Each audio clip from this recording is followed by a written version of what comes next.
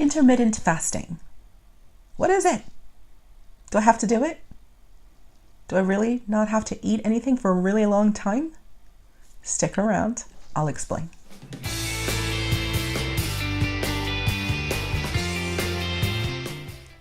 All right, so what is intermittent fasting, and is it absolutely necessary to have success on keto? Intermittent fasting, all it is the time period where you're not eating versus the time period where you are. Now, before keto, we were probably eating 3 meals, 3 snacks, and whatever we felt like during the day. And that means our insulin levels were always constantly going up and down, up and down, up and down throughout the day. With intermittent fasting, with keto, first of all, with keto, there's a bigger time period between blips, right? Because once you are on keto, you're eating less and you're not eating all of the snacks in between. So you're eating your breakfast and you're eating enough dietary fat that it keeps you satisfied. And then you can go for longer periods of time and then have your lunch. So insulin goes up. And then you can go and have your time period where you're not eating any snacks until you get to dinner. And then you have your dinner and your insulin goes up because you've eaten a meal, right? With intermittent fasting, we're looking to push that back to the point where you're actually only eating 2 meals. So you're like skipping breakfast. Or if you want, you can skip dinner. One or the other. So how do we do that? And why do we do that? Again, it's about insulin. So with intermittent fasting, we're looking to keep our insulin low and steady for as long as we can, because that helps us and our bodies to get through the glucose from the carbs and work through our proteins and get through the food we've eaten so that we can then start receiving new food. For the purposes of this video, I'm going to go with the one that is usually the most popular, and that is a 16-8 intermittent fast, which means you're not eating for 16 hours, and then you have an 8-hour window where you can eat. And then you're probably thinking, well, 16 hours, holy moly, what the hell? But really, we're counting your sleep time in there as well. So what does it look like? Well, if I'm doing a 16-8 intermittent fast and I stop eating, I'm done, I'm not putting anything else in my mouth, at 8 p.m. the night before, I don't eat again until 12 noon the next day. So it means I go to bed, I sleep, I get up, don't have breakfast, I skip breakfast, and then I have lunch at 12 noon. And then from that point, I've got another 8 hours to fit my dinner in there somewhere. Seems reasonable. And if I need a snack, then I'll have a snack. But these days, I don't really need a snack. But you have that 8-hour window where you can eat as you need to and how much you need to. This is not about restricting calories. This is not about saying, well, I'm going to intermittent fast for 22 hours and only have a 2-hour window where I'm eating, and I'm only going to eat 3 lettuce leaves and 2 tomatoes. No, it is not about calorie restriction. It is about keeping your insulin levels low. Okay? Calorie restriction will shut down your metabolism. Okay?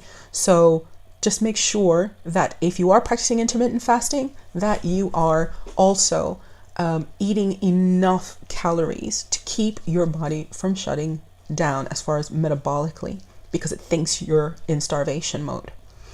Okay. When it comes to the intermittent fasting, again, if you're doing 16 hours of fasting versus 8 hours of, your eating window, you eat normally as you do on keto during those 8 hours. When you're fasting, you can drink things like coffee, tea, diet soda, or water, things that don't necessarily increase your blood sugars. It's different from regular fasting, where the only thing that you'd probably be able to drink is water. There's a difference here because this is about not increasing your insulin. So people will have bulletproof coffee because you have coffee, which won't raise your insulin, and then you have fat, which barely raises your insulin, not like carbs or protein. So they will have bulletproof coffee in the morning as they walk out, or when they get to work, or before they go to work, or before they go to school, or wherever. And then that helps them stay satisfied until noon, or until whatever time their eating window is. So bulletproof coffee, you can use MCT oil for it. You can use coconut oil, butter, double cream or heavy cream. You can mix those up into your coffee and have your bulletproof coffee, and that can help you keep you going until you're ready to start eating. I don't recommend that you do this right at the beginning. If you're going from a standard diet to not just the keto diet, Tastas, she's being noisy today. If you're going from the standard diet, not just to a keto diet, but keto diet and intermittent fasting, it's not going to go well for you. You're going to have a horrible time and you're going to give up. Unless you're a person who normally already skips breakfast. Now, and again, it doesn't have to be breakfast that you skip. It can be dinner that you skip. Just, you're basically skipping one. But ensuring that for the other 2 meals, you have enough calories to keep you from going into starvation mode. Okay? So you are eating less, but you're not eating less in a way. Because it's not about calories. Or calorie restriction. This is about keeping your insulin low. So don't just go straight into intermittent fasting, especially if you haven't done keto for a while. Now, on my challenge, we are about to break into step 2, which is month 2, which is the adjust period. And this is why I haven't touched on intermittent fasting until now, because you need about a month's worth of being on keto and trying it out and getting used to real food and cooking in a different way before you can then say, does this work for me? Should I continue to eat 3 meals a day? And if it does work for you, then do not be bullied into going into intermittent fasting. If it works for you health-wise and weight-wise, then stick with your 3 meals a day. Or, 3 small meals a day, whatever you want to do. If you feel that intermittent fasting would help you, and for people who are diabetic or insulin resistant or have metabolic issues, this might be something that would be good for you to do because of your sluggish metabolism and your difficulties with getting through the food that you're eating. You might want to, extend that period where you're not eating. How long the period that you're not eating lasts is up to you. But again, one of the most popular ones is 16 hours of not eating and 8 hours where you can eat in that window. And that's intermittent fasting. Is it absolutely necessary? No. A lot of people do recommend it, but it's not absolutely necessary. You can still do keto without it. Okay? Whatever works best for you. This is where you try to adjust and find that sweet spot between what you eat and when you eat it and what you don't eat and how long you're not eating. And that's that.